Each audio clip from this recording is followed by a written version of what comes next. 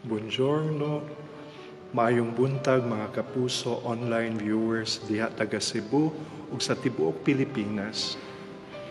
Magandang umaga po, ako si Father Greg, ang inyong lingkod dito sa Roma, Italia. Today, Holy Wednesday, dadalhin ko kayo sa chapel ni Mama Mary, Salus Populi Romani, Salvation of the Roman People, ang patrona sa Roma. Dali kamo, mag-ampo kita og rosaryo. Ang Basilika ng Santa Maria Maggiore ay ang unang simbahan dedicated kay Mama Mary dito sa Europa.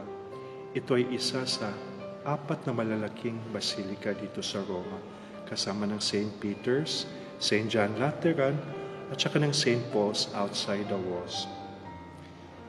Sa ating time, importante po ito dahil ang ating Santo Papa, si Lolo Kiko, ay palaging bumibisita dito, especially sa chapel na ito ni Mama Mary, Salus Populi Romani. In fact, after siyang ma-elect na Santo Papa, pumunta po agad siya dito. Tapos before and after ng kanyang mga apostolic visits outside ng Italy, bumibisita po siya dito at nagdadasal na nanalangin kay Mama Mary. At lately, sa gitna ng epidemic ng coronavirus, ay pumunta po agad siya dito para magdasal. Kaya samahan niyo po ako.